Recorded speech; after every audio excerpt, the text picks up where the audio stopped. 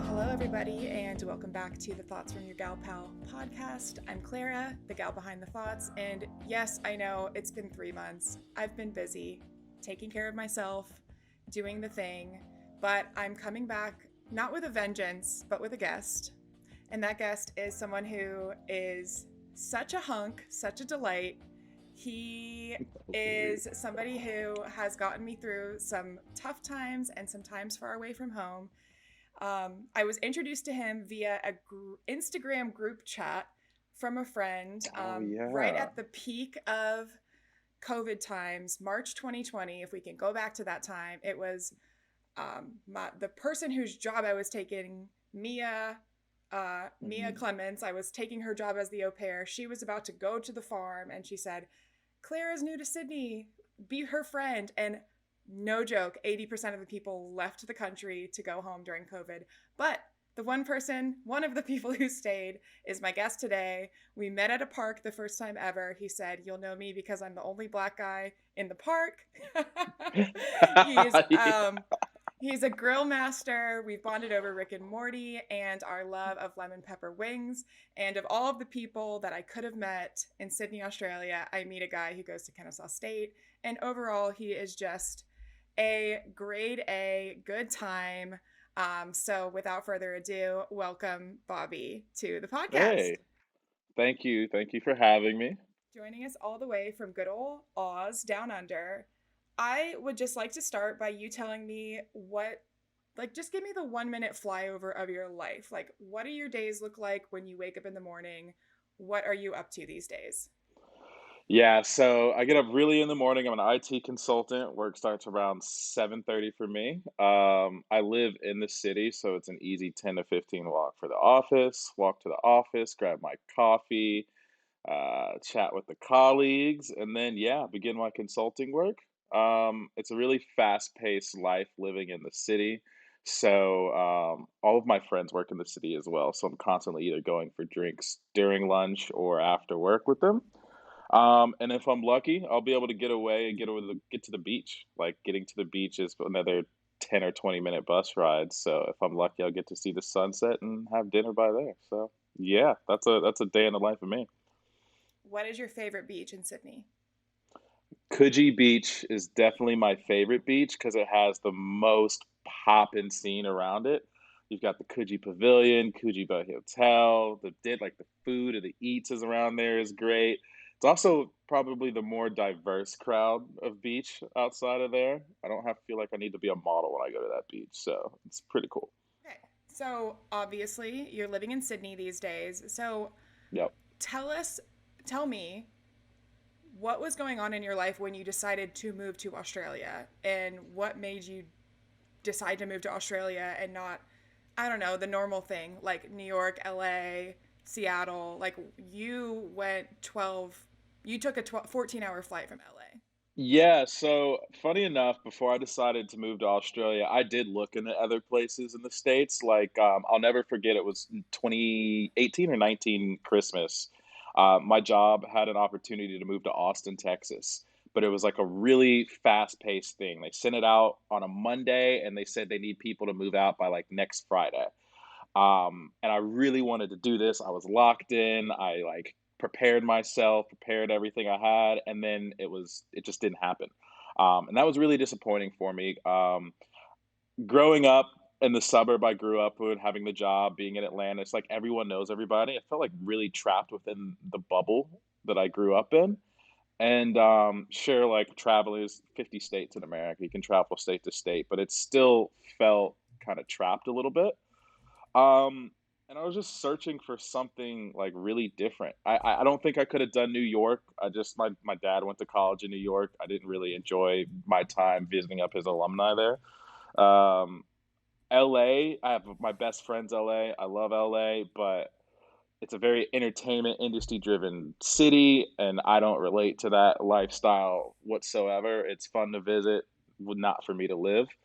Um, and one day I just got an email from work that says they need somebody to come help out doing some work in Australia. And I came out here for 2 weeks and I fell in love with the city.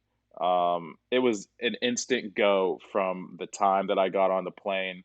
Um, and then yeah, time I got back on it, it was amazing.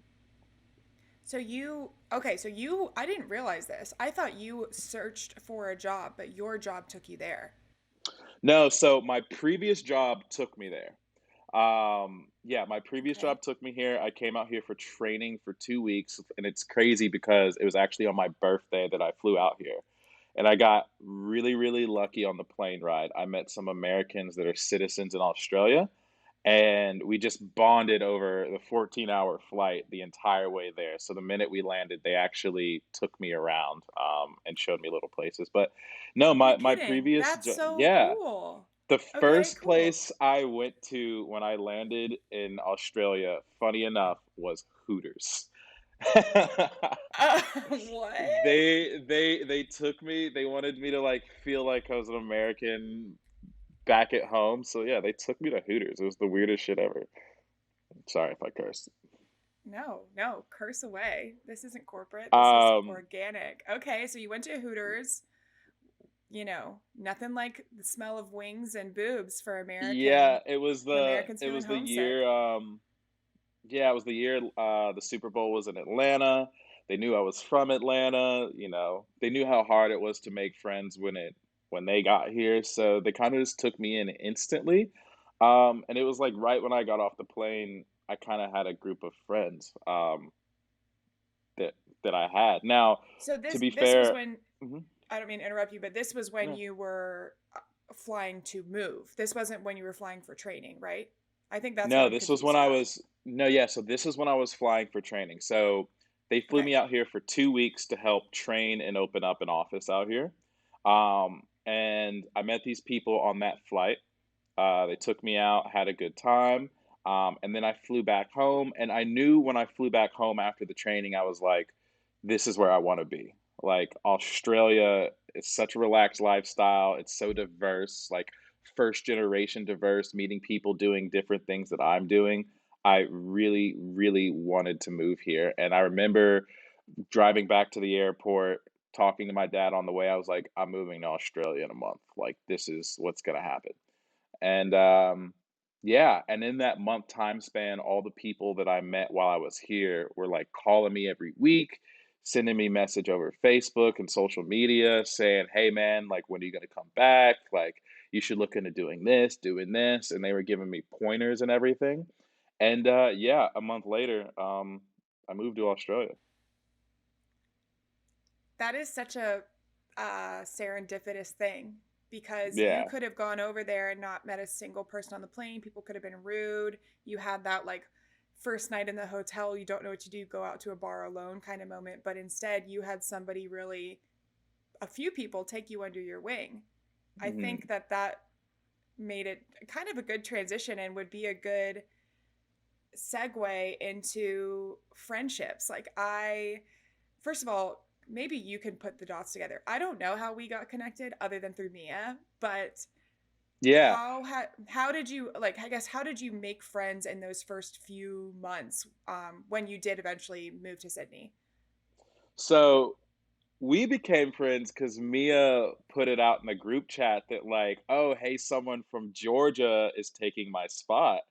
And I was like, "Georgia?" Instantly, like, commented back. I was like, "Of course, I'm gonna hit you up and introduce you to my friends and She really stuff." was like, And I think he's from some place called Atlanta or something.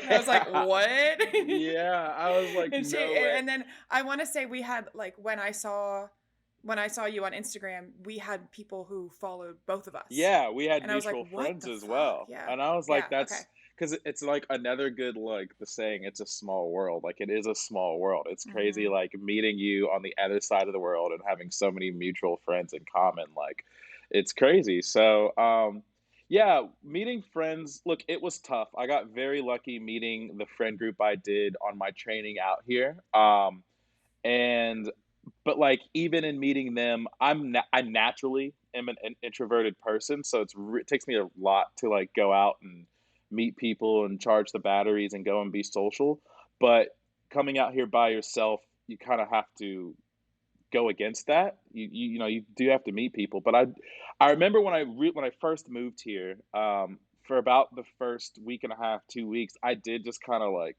staying home and watch movies and play video games. I was just too shy to like really go out and be amongst the people. Um, but I kind of broke out of that shell, and the easiest way to break out of that shell is go on dates.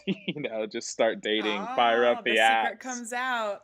fire up the apps, start meeting people, and so I want to say like my first real friend group and like our friend group that we met out here, between like Maddie and James and Mia and Val and Caroline and all of them. I actually met through someone I met on a dating app. Yeah, I met them. Yeah.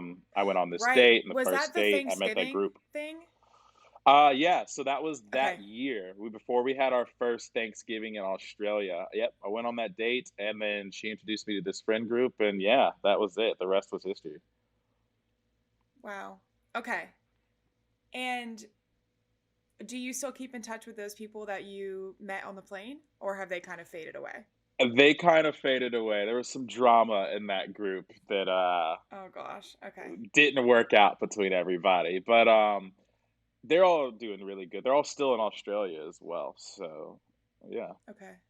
And But what?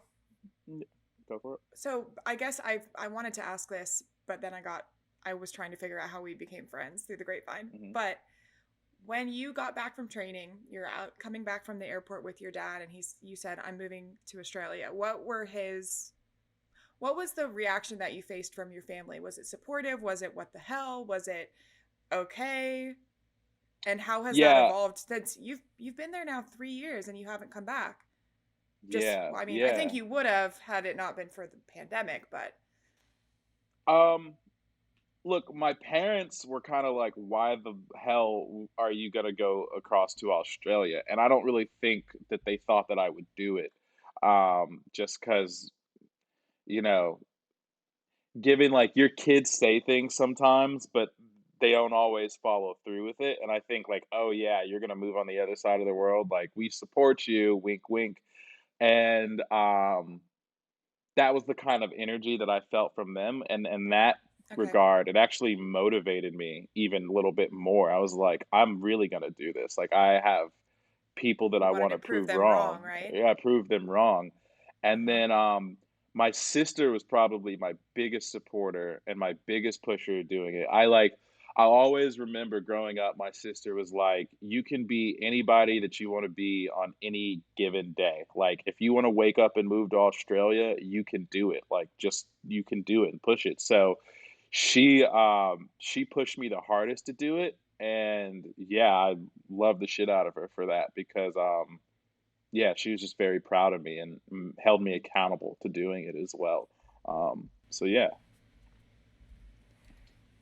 I think that that's amazing that you had your sister, because I think a lot of people, and I experienced this too, they were almost like mad at me for leaving, because Hmm. I struggled a lot with feelings of selfishness, like I'm gonna miss these big milestones in the people that I care about in their lives, but ultimately, like, I knew, and I studied abroad twice, but it was ultimately a dream of mine to actually get settled and rooted in a place, and I didn't even do it nearly to the level that you have, but it was such a feeling of I can do it, and it was so hard sometimes, and I'm It's sure you really still have tough. moments. Yeah, it's Yeah, so really talk tough about that. Like, what are because some of the hardest things that you experience on a day-to-day, month-to-month, year-to-year basis? Like, y- yeah, well, I think the biggest thing to be honest that I'm not feeling until just recently is like I haven't been homesick since I've been here. I love Australia that much. I miss my friends and family, but I haven't been homesick until, like, really recently, and I think like, you kinda went through a little bit this as well with, like, your sister getting married and, your sister having a baby. I missed all that stuff since I've been here. My sister got married last year, she had a baby last year, and now I'm really noticing that I'm starting to miss those milestones and everything, and, yeah, it does suck, it does hard, but one of the things that I committed to myself when I decided to move out here, I came out here with a plan. I said, "I'm gonna move out here for 6 months, try to find a way to live, permanently, um, and if it doesn't work out in that 6 months, then I'll go back home happy and I can say that I tried." And I've been fortunate enough that it did work out for me. I found a job that's a stable, reliable job out here that's going to create a pathway for me to become a permanent resident, which is going to create a pathway for me to become a citizen. Um, and I have to stick to that plan, and there are rules and guidelines due to the Australian government that I have to kind of stick with. Um, and it's a sacrifice in a way. Um, but again, one of the things about having the support system that I do with my sister and my parents are very much on board now, and even friends back home, because you miss friends and stuff too. And it's like, hey, what's going on back home? But if you have any like good friends, they'll tell you you're not missing shit, man. Like same old, stay out there. We're proud of you doing all that stuff. So I have a good support system in that Those are type of real space. friends too. Yeah, those are real Those are friends your real friends. Yeah. because it's very easy for people to drag you back into the same stuff you were when you were out there, right? But pretty much all my close friends have told me, "You're doing good. Don't come back here." Like it's a good thing you're doing what you're doing. So, um, yeah, I have a good little support system around that. But it's been tough, you know. I definitely miss home. The things outside of the family that I miss are just like material shit, you know, like a Waffle House being open 24/7. Like, okay, I can live without Mm-hmm. Waffle House, or like, you know, certain shops or stores and getting access to clothing. It's just different. But Remember when like, there was that's that just like Wendy's small pop up? stuff. Oh my God, the Oh Wendy's my pop up, God. and like no one here in Australia knows what the hell a Wendy's is. So like some people are thinking it's like a fine dine burger restaurant. I'm like, nah, this ain't that. Wait until you try this Frosty. It'll change Yeah, your I life. was like, this ain't that, but yeah, it's it's like small things that I miss outside of, you know, the milestones. Hmm. So you talked a little bit about your job and your career path and staying within the limitations, just really briefly, because I know this won't apply to everybody, but how have Hmm. you navigated that visa and immigration world? Like, have there been helpful things that you found, like on Reddit or Facebook? Like, how have you managed that? Because that can be really Yeah, intimidating. it is intimidating. Getting to Australia is the easy part. Yep. So there's a Staying there. staying there is the hard part. Getting to Australia, Yep. there's when I was looking on how I was gonna make this work, there's a easy visa called the working holiday visa. I think it costs about altogether maybe 600 US That's what dollars. I got. That's what I was on. Um, yeah, and it allows you to stay here for a year, and since COVID, I think it's even 2 years extended now. Yep. So, that allows you to come over here for a year or 2. You just have to change jobs every 6 months. Um, and all I did was Google that. I Googled the different visas, I read through them. I probably clicked the first 5, 6 links on the first page, then went to the government page, and it's easy. You fill it out on your own. You need your passport, background check, et cetera, and then you just buy a plane ticket. So, getting here was the easy part. Um, it was the staying here that becomes more difficult. I gave myself 6 months to find a corporate job, or I was going back home, and I was ready to live and die on that sword. And to be fair, I found it literally the month before I would have had to leave. Um, and that job was able to sponsor me. So the next Okay. visa that they were able to sponsor me is called a 482 labor visa. There's a short term and a long term one. Um, and that visa is either 2 years or 4 years, depending on how long the job wants to give you a contract for. So I got very lucky. That process is very long and very difficult, depending upon your profession. Um, and yeah, that's currently where I'm at. And so you're looking for a way to get PR, which is permanent Yeah, residency. so yeah, so once at the time, it's very much different now with COVID, but at the time you're required to stay at least 5 to 6 years in my profession, which is consulting, 5 to 6 years until you can apply for permanent residency. And so that's any kind of culmination of all the visas in your time that you've been here. So at the end of whatever visa that you have, you can then apply for PR, which is also a little bit more expensive. But then that Yep. makes you a permanent resident here. You can buy Mm-hmm. property, you pay heavier taxes here. It's it's basically everything but a citizenship. And it allows you to come and go from Australia as you please, Yeah. without any trouble. So that's my goal. You know, I wanted to become a permanent resident when I moved here. I just wanted to find the pathway. And look, the resources are easy. Finding a way to do all of it is easy. It's a Google search away. Um, and that's what I had to learn. Like I watched 2 YouTube videos being, a African American man. I specifically looked up African Americans migrating to Australia, and I Yep. probably watched about 10 different videos of people that have done it, and they all said the same thing. It's just a Google search away, and it's very Yep. easy to put it all together. It's just a matter of going through it. I think so often people are like, I can't believe you did that. That's so cool. And I'm like, or like, I could never do that. I'm like, yeah, you can.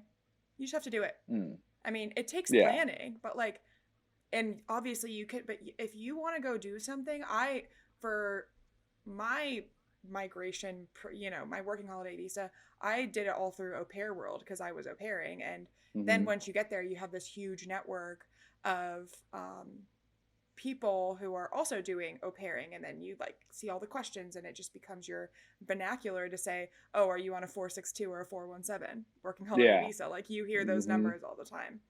Okay, well, that's good. I'm hoping for your PR and your eventual citizenship, because that'll just be good for all things. Yeah. We're So well on the way. you Yeah. So switching gears, you did talk a little bit about, you're feeling like you're missing milestones. Um, you kind of are feeling homesick for the first time. What are some ways that you get yourself out of that? It's not like you can buy a ticket. You can't buy a plane ride home right now. So what are some ways that have been helpful to you as you're trying to work out those feelings of maybe being down in the dumps for a few days? To be honest with you, I haven't figured it out. It's still very much something that I sort through. Look, I talk to my parents and my sister every single day. Mm-hmm. Um, and that's just because I want to keep in a loop. I want to see the baby. I want to talk. And Of look, that course. does help. It doesn't make it worse. I don't think I still feel like I'm there in a lot of ways.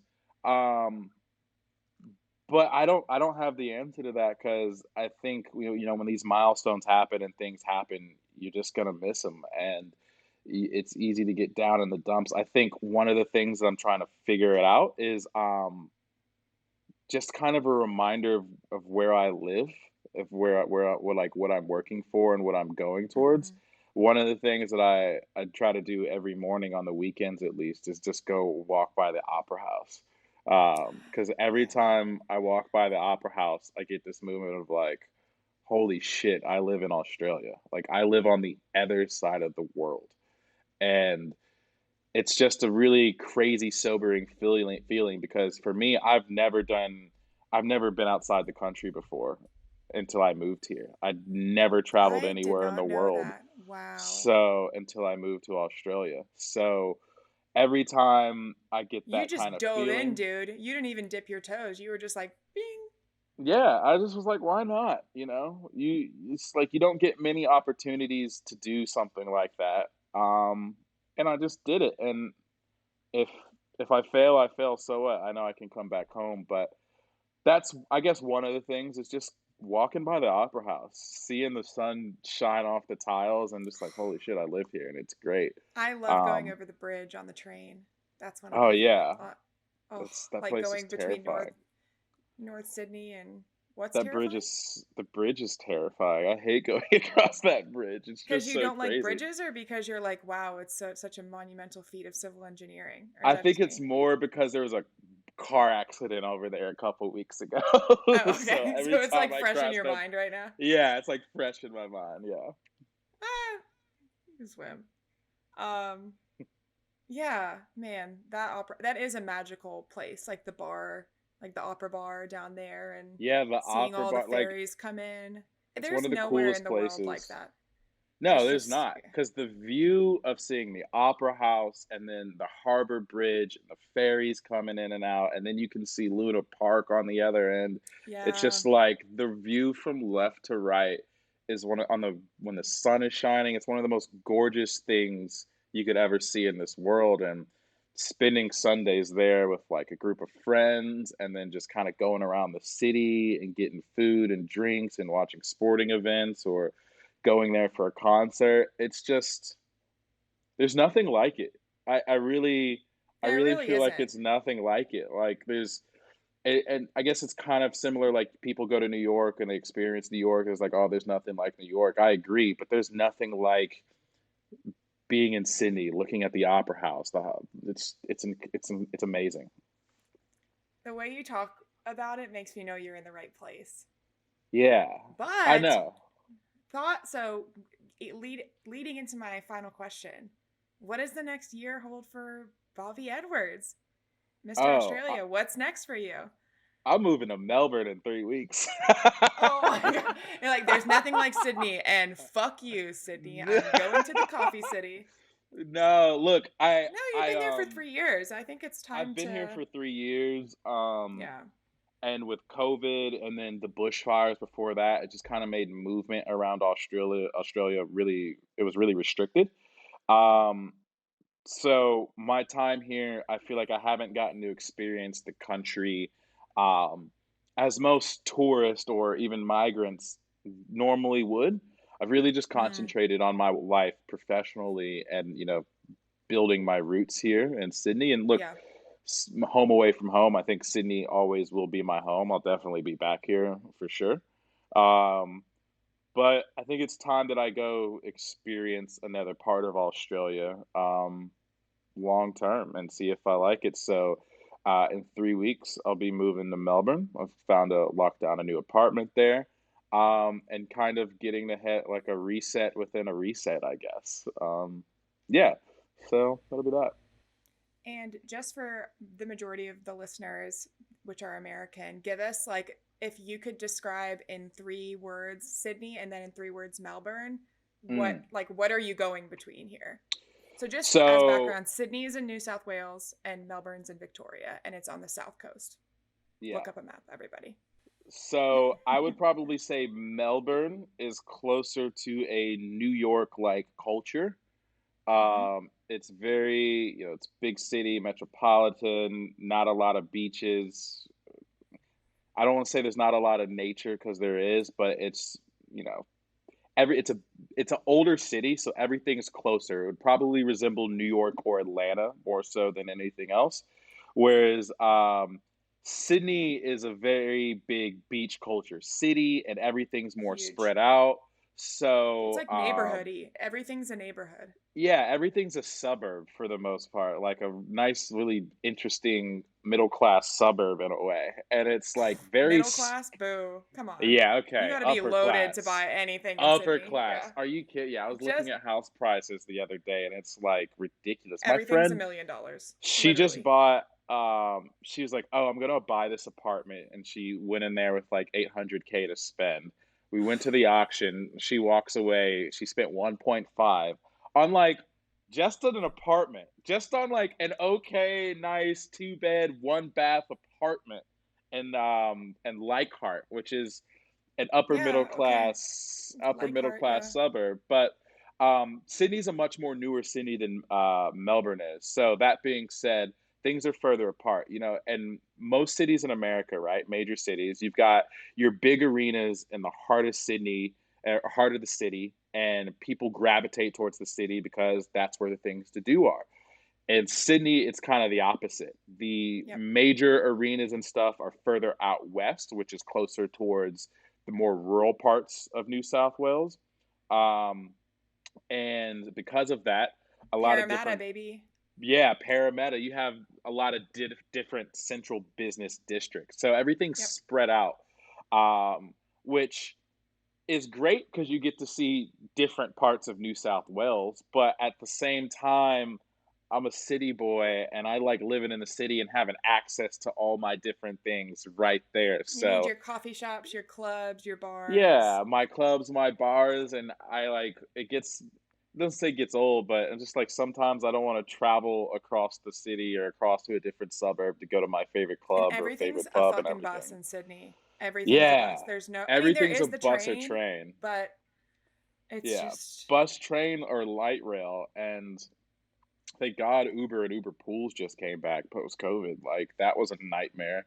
Um, and, oh god, don't tell me about, like, there was a huge transit strike a couple weeks ago where they just Oh decided God. not to do buses or trains for a week, but, um, yeah, I don't know what I could compare Sydney to as far as an American city, 'cause I'd say like LA or San Fran. LA would probably be close. I don't think I've never been to San Fran, so I can't really tell, but I would probably say LA because LA is very big and spread apart as well, Yep. And um, beachy.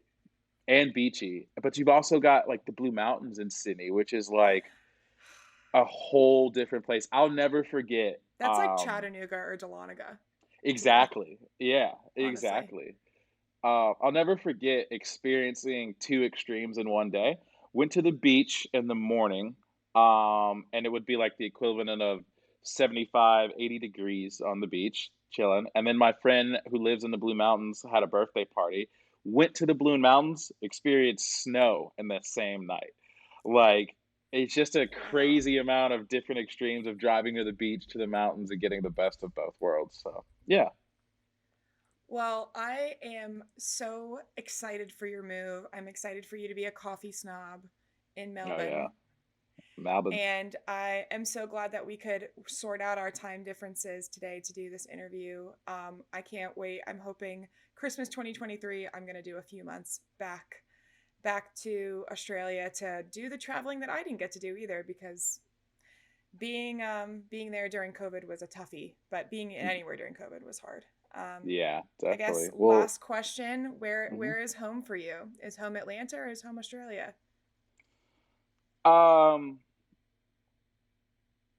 that's a tough one.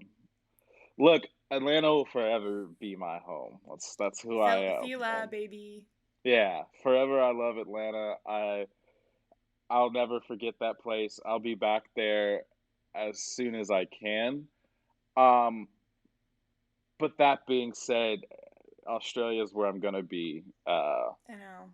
for the foreseeable future, and if it's up to me, probably the rest of my life. Yeah. Oh, I'll always have a friend there. It is Yeah. such a it is a magical country. Like I can't describe it in any other way. There's nothing Especially, like it in oh the my gosh, world. if I come back, we got to go to Uluru again. I want to go there again. Oh, yeah. Go see the We can do a Uluru Rock? helicopter tour. Yeah, I got Yeah. to go see it. Well, Bobby, thank you so much for joining me today and yeah, thanks everybody for listening. Thanks for having me.